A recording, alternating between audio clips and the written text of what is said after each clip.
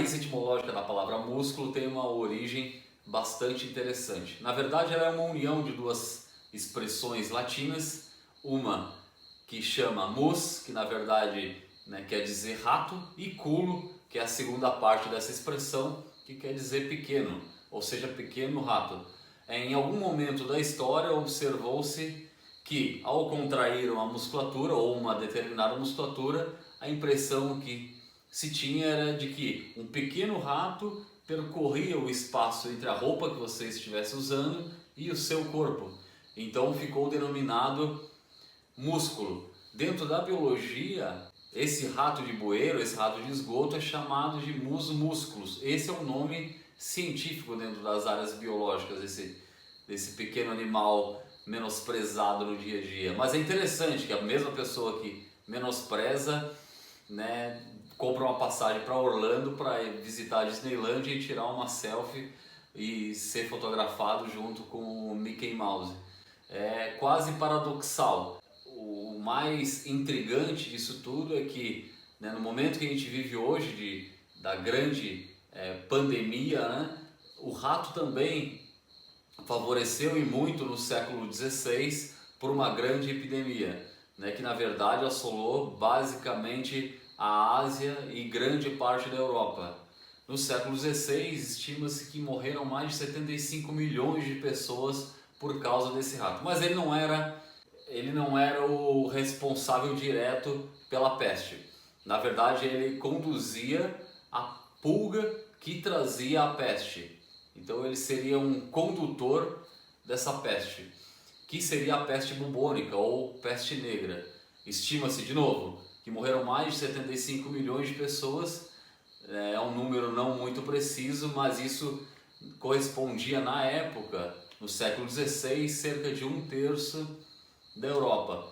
E o mais interessante ainda, pelo menos ao meu ver, foi que graças ao rato e graças às pulgas, ou seja, graças ao mus músculos, foi que a igreja ela deu um passo atrás para que a ciência pudesse avançar. Não é à toa que no século XVI o renascimento cultural, artístico e científico teve grande força, principalmente na Europa. E parte dessa explicação, ou parte dos porquês, foi que qualquer peste que surgia até então era sempre geralmente associada a bruxarias, algum tipo de maldição diabólica, sempre tinha um misticismo por detrás de alguma grande peste. E na verdade, quando explodiu a peste negra na Europa, ela iniciou-se ali por volta do século XIII e se estendeu até o século XVI. Nasceu na Ásia, né? E acabou se estendendo para a Europa. Mas quando explodiu no século XVI, né, e as pessoas ficavam orando, rezando para que aquela maldição passasse, na verdade não era uma maldição, e em algum momento começaram a morrer o clero, alguns senhores feudais, e aí a igreja começou a perceber que talvez não fosse algum tipo de maldição, não. Talvez não fosse algum tipo de bruxaria. A própria Igreja Católica começou a dar um passo atrás, abrindo espaço para que a ciência aos poucos fosse tomando conta e avançando.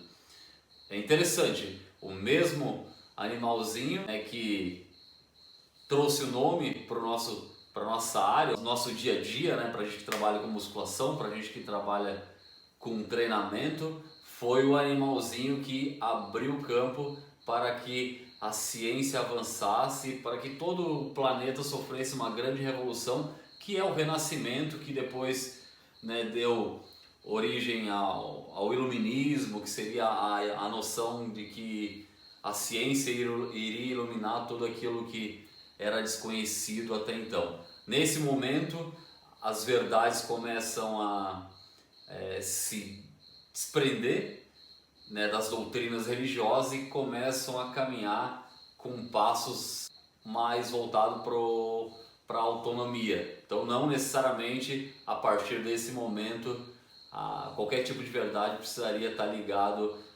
às religiões. Na verdade, foi um processo gradual, logicamente. Não foi um momento, um marco que organizou uma divisória entre o antes e depois. Isso foi um processo gradual que durou séculos e talvez até que até perdure até nos dias de hoje, né? Como nós vemos eventualmente.